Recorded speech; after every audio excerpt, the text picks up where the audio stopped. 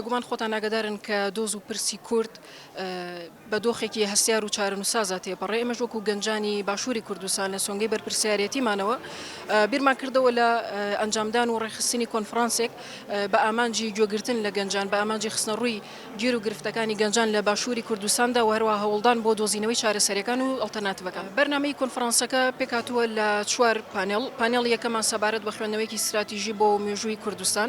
پانێڵی دووەممان بیرێکی ڕخنەی یاخود تێڕوانینێکی ڕخنەگرەی لەسەر پرسەکانی ناسیۆنالیزم و ڕەگەزگەرایی و ئاینگەرایی. پانێڵی سێیەمان سەبارەت بە ئەڵتەرناتیڤ و چارەسەریەکانە. پانێڵی چوارەمیش ڕۆڵی ژن و گەنجان لە کۆمەڵگادا. بێگومان ئێمە هەموو کات پێمان وتراوەکو گەنج کە ئێمە داهاتووی وڵاتین، بەڵام من ئەڵم ئێمە ئێستا و داهاتووی وڵاتیشین. هەر وڵاتێک ئەگەر ئێستای نەبێ داهاتووی نابێ. وەکو پێشتریش ئاماژەم پێدا کە لە ئێستادا پرسی نەتەوەی کورد بە قۆناغێکی هەستیارە تێپەڕێ. ئێمەش بێگومان ئەزانین کە ڕۆڵی گەنج و وەژن لە کۆمەڵگادا زۆر کاریگەرە. لە سۆنگەی ئەو بەرپرسیارەتیەوە ئێمە ئەم کۆنفرانسەمان ڕێخستووە.